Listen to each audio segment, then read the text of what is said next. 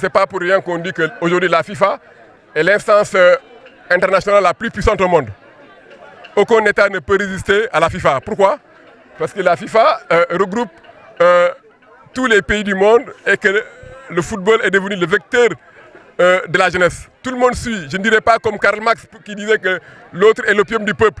Mais aujourd'hui, il n'y a aucun jeune dans aucune autre contrée qui ne suit pas le football dans ce monde-là. Vous-même les journalistes, vous êtes conscients de cela. Quand il y a des matchs au niveau de l'Europe, de Ligue des Champions, mais quand vous appelez même des jeunes en plein match, ils ne vous décrochent pas le téléphone. Parce que le Real n'a pas fini de jouer, le Barça n'a pas fini de jouer, ou le PSG n'a pas fini de jouer. Cet engouement au niveau international se reflète aussi au niveau local.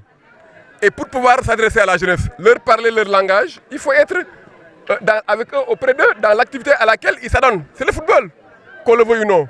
Ici, dans les zones rurales, encore plus.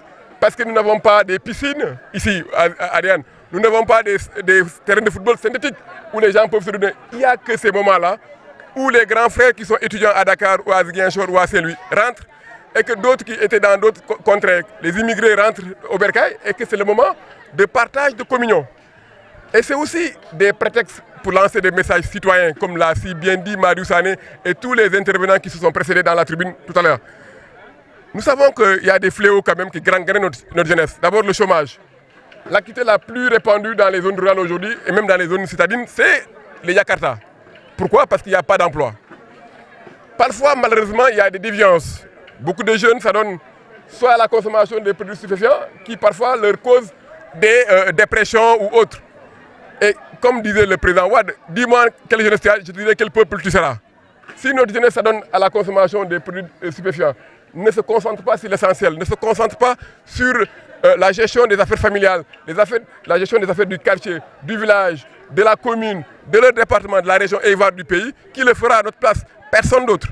Donc vraiment, je félicite les organisateurs de ces événements-là pour sensibiliser la jeunesse du Sénégal en général, de notre commune en particulier, pour leur dire qu'aujourd'hui, l'agropole qui est en train de se construire ici ne se fera pas sans la jeunesse formée et bien formée de la commune d'Adiane et de toute la Casamance. Donc il faut qu'on se forme. L'autre disait, allons jusqu'en Chine pour chercher du savoir.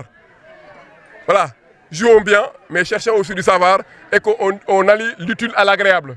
Le football, c'est l'agréable, l'utile, c'est les activités culturelles, c'est le développement, c'est tout ce qui va dans l'assainissement, la gestion de notre environnement. Il ne faut pas que tout le monde s'adonne à la coupure du bois dans notre forêt de piscine, parce qu'on en a besoin de cette verdure-là pour faire de la Casamance ce qu'elle est, la verdure. Donc soyons conscients de ces questions qui nous concernent, ces questions citoyennes qu'on doit préserver au plus haut de notre sensibilité. Voilà, c'est ça. Et vous les journalistes, accompagnez les mouvements navétanes pour qu'ils soient des vecteurs de développement, qu'on les associe, qu'on les implique au premier plan au développement du pays.